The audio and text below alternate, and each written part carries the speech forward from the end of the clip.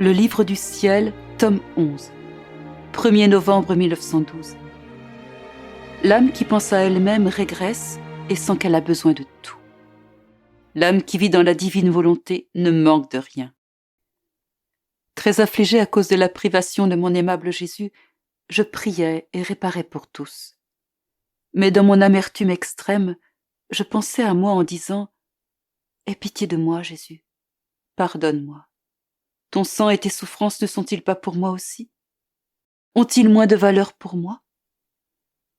Mon aimable Jésus me dit intérieurement « Oh ma fille, que dis-tu? En pensant à toi-même, tu régresses. De propriétaire que tu es, tu te réduis à la misérable condition de demanderesse. Pauvre fille, en pensant à toi-même, tu t'appauvris, car dans ma volonté, tu es propriétaire et tu peux prendre tout ce que tu veux. S'il y a quelque chose que tu peux faire dans ma volonté, c'est de prier et de réparer pour les autres. » Je dis à Jésus, « Mon très doux Jésus, tu aimes beaucoup que ceux qui vivent dans ta volonté ne pensent pas à eux-mêmes. Mais toi, penses-tu à toi-même? Quelle question idiote. » Il me répondit, « Non, je ne pense pas à moi-même. Ceux qui ont besoin de quelque chose pensent à eux-mêmes. Je n'ai besoin de rien. Je suis la sainteté même, le bonheur même, l'immensité, la hauteur et la profondeur même. Je ne manque de rien, absolument de rien. Mon être contient tous les biens possibles et imaginables.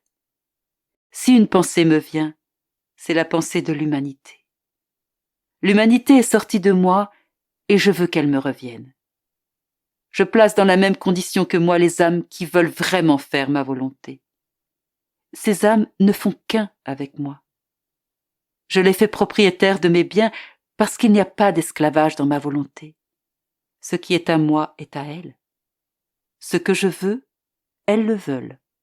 Donc si une âme sent le besoin de quelque chose pour elle, cela signifie qu'elle n'est pas réellement dans ma volonté, ou à tout le moins qu'elle régresse, exactement comme tu le fais actuellement. Ne te semble-t-il pas étrange que celle qui a choisi de ne faire qu'un avec moi, qu'une seule volonté, me fasse des demandes de pitié, de pardon, de sang, de souffrance, alors que je l'ai faite propriétaire de tout avec moi?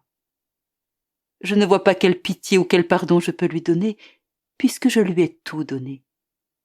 Il faudrait que j'aie pitié de moi-même ou que je me pardonne à moi-même, ce qui ne peut pas se faire. Donc, je te recommande de ne pas quitter ma volonté et de continuer à ne pas penser à toi-même, mais seulement aux autres. Autrement, tu t'appauvriras toi-même et tu sentiras le besoin de tout.